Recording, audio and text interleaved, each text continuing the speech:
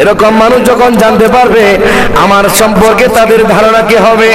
হায় রে, ছেলেটা তো ভালো মনে করছিলাম, এই মেয়েটাকে তো ভালো মনে করছিলাম, এই ছেলেটার চরিত্র অনেক ভালো মনে করছিলাম, কিন্তু দেখলাম যে এটা তো বজ্জাতের হাড্ডি, এই ছেলেটা তো বাজে, সে এত মন্দ মন্দ কাজ করে, এটা তো আমরা জানতামই না। আল্লাহ বলেন, যখন বান্দা গোপনে বেশি বেশি করে কাজ করতে থাকে, গুনাহ করতে থাকে, আল্লাহ বলেন আমি ওই গোপনটা একদিন ওপেন করে দেব।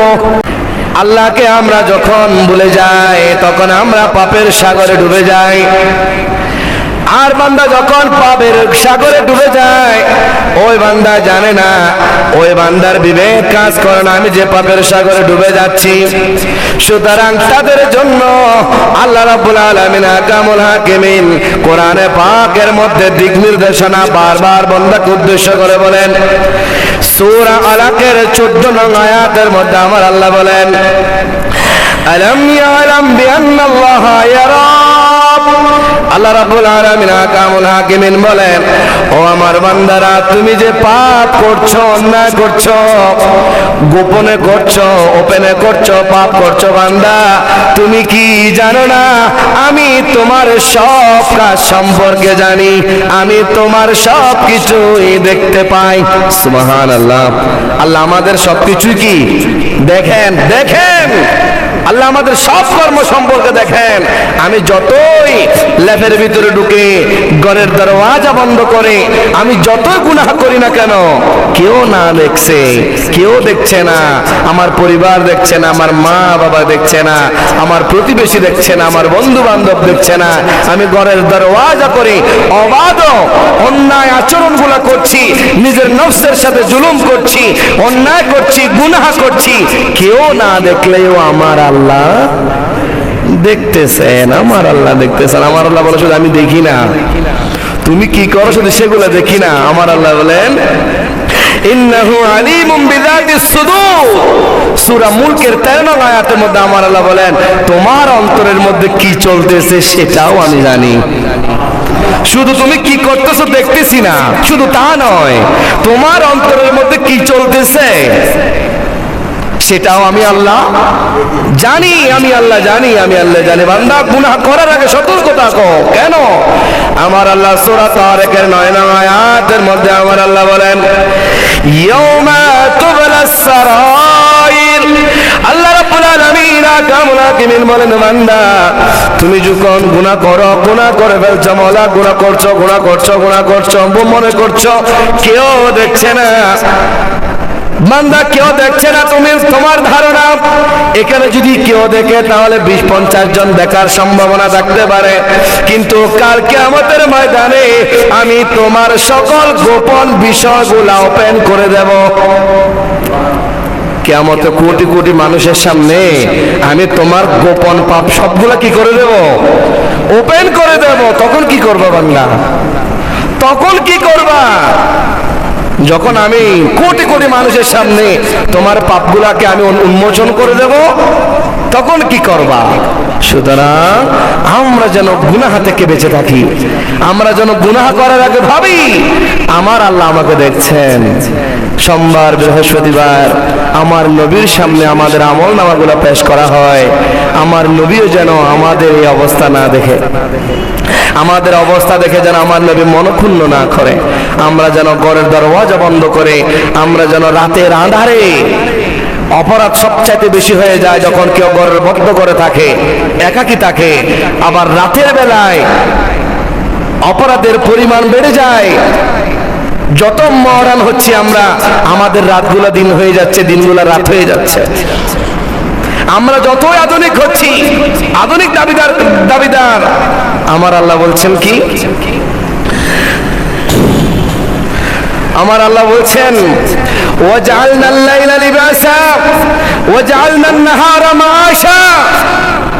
আমার আল্লাহ বলছেন, বান্দা আমি তোমাদেরকে রাত দিয়েছি আরাম করার জন্য, ঘুমানোর জন্য, দিন দিয়েছি তোমাদেরকে উপার্জন করার জন্য, রিজিকের সন্ধানে বের হয়ে যাওয়ার জন্য।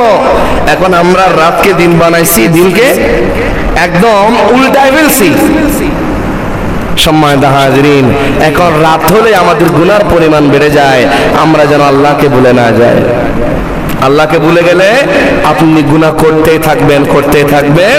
এই গুনাহ আপনাকে অনেক বেশি লাঞ্ছনার দিকে নিয়ে যাবে। সম্মানিত হাজরিন, আমাদের শরীরের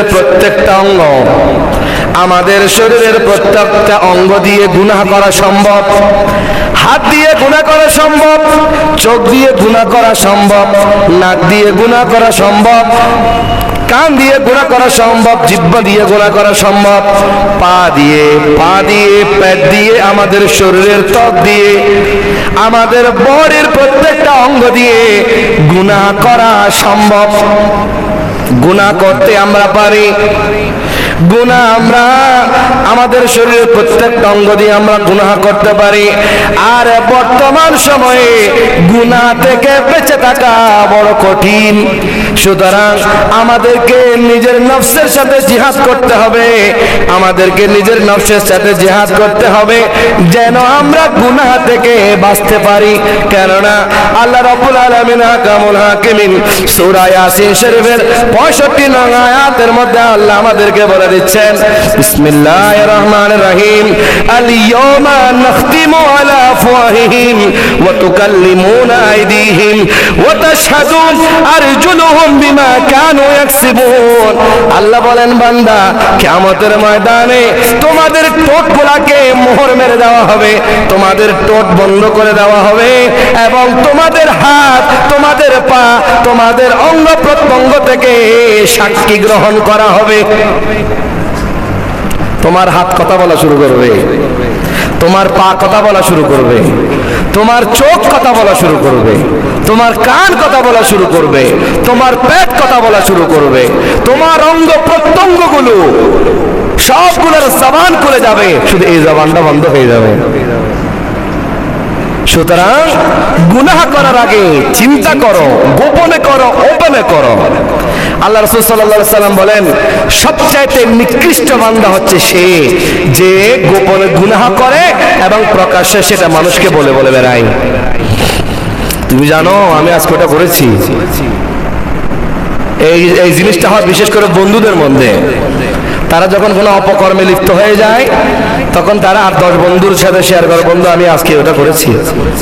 বেগে বলতে পারতেছি না আপনাদেরকে, এখন বর্তমান যা কিছু চলতেছে এটা আপনাদের সামনে ভেঙে বলা আমার পক্ষে সম্ভব নয়। এরা হচ্ছে, আল্লাহ রাসূল বলছেন, এরা হচ্ছে সবচাইতে বেশি নিকৃষ্ট। সম্মানিত হাজরিন, গোপনে পাপের কারণে আমাদের অনেক বেশি ক্ষতি হয়ে যায়। গোপনে পাপের কারণে আমাদের অনেক বেশি ক্ষতি হয়ে যায়। আল্লাহ রাসূল সাল্লাল্লাহু আলাইহি ওয়াসাল্লাম বলেন, বান্দা তুমি যখন কোনো গুনাহ করো তাহলে ওই গুনার কারণে তোমার কলবের মধ্যে একটা দাগ লেগে যায়, তোমার অন্তরের মধ্যে একটা কালো দাগ লেগে যায়। তাহলে গুনার কালার কি? গুনার কালার, গুনারও রং আছে, গুনারও কি আছে? রং আছে। তো গুনার রং কি? গুনার রং কালো। কালো মানুষ দেখতে পারে না। কারো চেহারা কালো হয়ে গেলেও কোনো মন খারাপের কারণে যদি কারো চেহারাও কালো হয়ে যায়, এই তোমার চেহারা আজকে কালো, তোমাকে ভালো লাগতেছে না। আর আমরা একটু মানুষ কালো হলে তাকে তো অনেকভাবে আরো ব্যঙ্গাত্মক ভাবে আচরণ করি, কিন্তু এই কালো সে কালো নয়। এই কালো আপনাকে মেরে ফেলবে। এই কলব যখন কালো হয়ে যায়, আপনি যখন একটা গুনাহ করেন, একটা পরে আরেকটা করলে আরেকটা পরে আরেকটা বললে আরেকটা করে, এভাবে যখন আপনি গুনাহের সাগরে ডুবতে থাকেন, তখন আপনার এই কলবটা যখন কালো হয়ে যায়, তখন আপনার কাছে গুনাহকে গুনাহ মনে হয় না। এটা মনের স্বাভাবিক একটা প্রক্রিয়া, এটা একটা স্বাভাবিক হয়ে যায় আপনার জন্য। গুনাহকে গুনাহ মনে না করা কিয়ামতের আলামত। আমরা এখন গুনাহকে গুনাহ মনে করি না, অন্যায়কে অন্যায় মনে করি না, পাপকে পাপ মনে করি না। পাপকে যদি পাপ মনে করতাম, অন্যায়কে যদি অন্যায় মনে করতাম, আমার মেয়ের বিয়েতে ব্যাকসাইডে আমি হিন্দি গানের তালে তালে মেয়ে, মা, সন্তান, ছেলে, বাবা একসাথে নাচতাম না। গুনাহকে আমি গুনাহ মনে করি না। দোকানের মধ্যে, ব্যবসা প্রতিষ্ঠানের মধ্যে, গাড়ির মধ্যে কত ধরনের মানুষ থাকে। হিন্দি গান ছেড়ে দিছি, এমন এমন গান এমন এমন গান যে গানগুলো নিজের শুনতে নিজের লজ্জা লাগে, এরকম গান আমরা এখন এলাকার মধ্যে শুনি, সাউন্ড বাজিয়ে বাজিয়ে শুনি। তা আমি পাপকে পাপ মনে করতেছি না, গুনাহকে গুনাহ মনে করতেছি না, অন্যায়কে অন্যায় মনে করতেছে না। ধরো ছেলের একটা আনন্দ করতেছে আর কি, এই ছেলের একটা আনন্দ করতেছে, মেয়ের একটা আনন্দ মনে করতেছে বলে এটাকে আমরা স্বাভাবিক করে ফেলছি। আমার মেয়েকে বিবাহর যখন দিচ্ছি স্টেজ আমি মূর্তি বানায় সাজাই দিছি, তালতো ভাই এসে ছবি তোলে, হালতো ভাই এসে ছবি তোলে, বন্ধু এসে ছবি তোলে, প্রতিবেশী এসে ছবি তোলে। স্বাভাবিক, বিয়ে এরকম হয়। হুজুর আপনি বাড়াবাড়ি করতেন, বিয়েতে গুলো একটা হয় এরকম। আপনি পাপকে স্বাভাবিক মনে করতেছেন, এই পাপ আপনাকে জাহান্নামে নেওয়ার জন্য যথেষ্ট হয়ে যাবে। আপনার মেয়েকে কেন অন্যজনে দেখবে? আপনার মেয়ে তার স্বামীর আমানত যতক্ষণ আপনার কাছে আছে, আপনি আমানতটা গচ্ছির তাকে গসাই দিবেন, তার কাছে আমানত দিয়ে দিবেন। আপনি সেই সময় গুনার কাজের মধ্যে তাকে দিচ্ছেন, তো আপনি সংসার অশান্তি হবে না? আমরা এখন গুনাহকে গুনাহ মনে করছি না। তো এই গুনাহকে গুনাহ মনে না করার কারণে আমাদের অন্তরগুলো মরে যাচ্ছে, আমাদের কলবগুলো কালো হয়ে যাচ্ছে, আমরা আল্লাহর ভয় আমাদের ভিতরে কাজ করছে না। সম্মানিত হাজিরিন, যখন মানুষ গোপন পাপের মধ্যে লিপ্ত হয়ে যায়, গুনাহের মধ্যে লিপ্ত হয়ে যায়, সূরা মুতাফফিফিনের মধ্যে আল্লাহ রাব্বুল আলামিন বলেন, তখন ওই বান্দাটা ইবাদতের আগ্রহ হারিয়ে ফেলে, ইবাদতের প্রতি তার অনীহা চলে আসে। আল্লাহ রাব্বুল আলামিন বলেন, কাল্লা বাল রানা আলা কুলুবিহিম মা কানু ইয়াকসিবুন। আল্লাহ রাব্বুল আলামিন বলেন, তারা তাদের অন্তরের মধ্যে কালিমা লেপন করে দিয়েছে তাদের কৃতকর্মের কারণে। তারা তাদের অন্তরগুলাকে মেরে ফেলেছে, তারা তাদের অন্তরগুলাকে ধ্বংস করে ফেলেছে গুনাহ করতে করতে, গুনাহ করতে করতে। গুনাহ করতে করতে যখন আপনি আপনার অন্তরকে মেরে ফেলেছেন, তখন আপনার নামাজ পড়তে ভালো লাগছে না, আপনার ভালো কাজ করতে ভালো লাগছে না। আপনি নামাজ না পড়লে আপনি এটা ধরে নিতে পারেন, আমার মনে হয় গুনার পরিমাণ বেশি হয়ে গেছে, সেজন্য আল্লাহ আমাকে নামাজ পড়ার তৌফিকটা তুলে নিয়েছেন। আপনার যখন ভালো কাজ করতে ভালো লাগবে না, অন্যায় কাজ করতে যখন ভালো লাগবে, তখন আপনি এটা ধরে নিয়েন, আল্লাহ মনে হয় আমার উপর নারাজ, আমার গুনার পাহাড় মনে হয় বিশাল হয়ে গিয়েছে। সেজন্য আজকে আমার এই দুর্দশা, আমার নামাজ পড়তে ভালো লাগছে না, রোজা রাখতে ভালো লাগছে না, মানুষের সাথে সুন্দর করে কথা বলতে ভালো লাগছে না, মানুষের ঝগড়া মিটিয়ে দিতে ভালো লাগছে না, ঝগড়া লাগাই দিতে ভালো লাগছে। যেখানে মনে করবেন আপনার ঝগড়া লাগাই দিতে ভালো লাগে, তাহলে মনে করবেন আপনি যতই ভালো মানুষ সাজার চেষ্টা করেন, আপনি এটা ধরে নিয়েন আল্লাহ আপনার উপর বেশি নারাজ, আল্লাহ আপনার উপর বেশি অসন্তুষ্ট। সেজন্য আল্লাহ আপনার দ্বারা ভালো কাজ করার তৌফিক তুলে নিয়েছেন, ইবাদত করার তৌফিক তুলে নিয়েছেন। 3 নম্বরে আল্লাহ রাসূল সাল্লাল্লাহু আলাইহি ওয়াসাল্লাম বলেন, যখন মানুষ পাপ কাজ করে আল্লাহ রাব্বুল আলামিন তার রিজিকের মধ্যে বরকত তুলে নেন।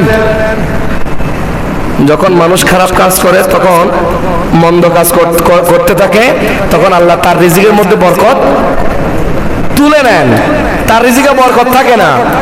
সে বলে আমি এত টাকা কামাচ্ছি, মাসে 30,000 40,000 টাকা কামাচ্ছি, কিন্তু 20 দিন পরে আমার থেকে আবার ধার কর্জ করে চলতে হয়। আমি টাকা কামাচ্ছি 50,000 টাকা, অথচ 50,000 টাকা দিয়ে 5টা ফ্যামিলি, 50,000 টাকা দিয়ে 5টা ফ্যামিলি চমৎকার করে চলে যেতে পারে। আর এই 50,000 টাকা দিয়ে আমি আমার ফ্যামিলিকে চালাতে পারতেছি না, 20 দিন পরে গিয়ে 25 দিন পরে গিয়ে আমার আবার টাকা দাঁড় করতে হচ্ছে। তার মানে আল্লাহ আমার উপর নারাজ, আমার রিজিকের বরকত চলে যাচ্ছে। সম্মানিত হাজিরিন, 4 নম্বরে তার অন্তর অন্ধ হয়ে যায়, সে ভালোকে ভালো মনে করে না, খারাপকে খারাপ মনে করে না। সে ভালোকে ভালো মনে করে না, সে খারাপকে খারাপ মনে করে না। সে করতেই থাকে, সে অন্যায় কাজগুলো করতে থাকে, মন্দ কাজগুলো করতে থাকে। তার অন্তর অন্ধ হয়ে যাওয়ার কারণে আল্লাহ আমাদেরকে চোখ দিয়েছে। রাস্তায় যখন চলি তখন রাস্তা কোনটা ভাঙা আর কোনটা পরিষ্কার আমরা সেটা দেখতে পাই। আর যখন অন্তর অন্ধ হয়ে যায় তখন সে ভালো মন্দ বিবেচনা করতে পারে না। সম্মানিত হাজরিন, 5 নম্বরে গোপন পাপ একদিন প্রকাশ হয়ে যাবে। আমাদের মধ্যে এমন অনেক মানুষ আছে এই বিষয়গুলো আলোচনা করলে, পড়লে, স্টাডি করলে নিজের প্রতি অনেক বেশি ভয় লেগে যায়। হায়রে, আমার দ্বারা তো অনেক গুনাহ হয়ে যাচ্ছে।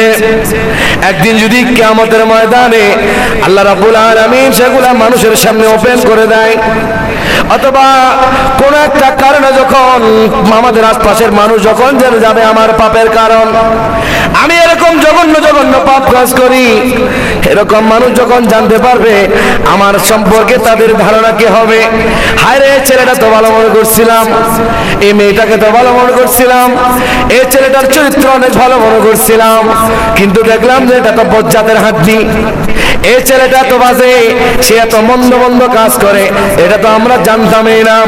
আল্লাহ বলেন, যখন বান্দা গোপনে বেশি করে কাজ করতে থাকে, গুনাহ করতে থাকে, আল্লাহ বলেন আমি ওই গোপনটা একদিন ওপেন করে দেব। এটা হচ্ছে গোপনে গুনার ক্ষতি, যে কোনো একদিন এটা কি হয়ে যেতে পারে, ওপেন হয়ে যেতে পারে। আপনার লজ্জার কারণ হতে পারে, আপনার আত্মহত্যার কারণ হতে পারে। সম্মানিত হাজরিন, 6 নম্বরে একটু আগে যেটা বলে শুরু করছিলাম, আমরা পাপকে হালকা মনে করছি, পাপকে পাপ মনে করছি না। এটা হচ্ছে অতিরিক্ত গুনাহ করার কারণে মানুষ পাপকে পাপ মনে না করা, এটা হচ্ছে তার জন্য জাহান্নামে যাওয়ার অন্যতম কারণ হবে। সম্মানিত হাজরিন, আমরা বড় নাজুক পরিস্থিতির মধ্যে আছি। আমাদের যুবকেরা, আমাদের যুবতী বোনরা, এই পাপ আমাদের জন্য চতুর্দিক থেকে পাপের দরওয়াজাকে খুলে দেওয়া হয়েছে, পাপের দরওয়াজাকে উন্মুক্ত করে দেওয়া হয়েছে। আমরা পাপকে সাধারণ কিছু মনে করি, আমরা পাপকে স্বাভাবিক প্রক্রিয়া মনে করি। এটা আমাদের জন্য বড় ক্ষতির কারণ হবে। আমার অন্তর যখন মরে যাবে তার মানে আপনিও মরে গেছেন। আপনার অন্তর মরে গেছে, আমার অন্তর মরে গেছে, মানে আমিও মারা গেলাম, আপনিও মারা গেলেন। শুধু বেঁচে থাকার নাম জীবন নয়, কুকুরও তো বেঁচে থাকে, ছাগলও তো বেঁচে থাকে, রাস্তার মধ্যে অনেক শুয়োর আছে, শুয়োররাও তো বেঁচে থাকে। তো তার বেঁচে থাকার যদি আমার বেঁচে থাকার মতো হয়, তার চলাফেরা যদি আমার চলাফেরার মতো হয়, তো তার মধ্যে আর আমার মধ্যে পার্থক্য কোথায়?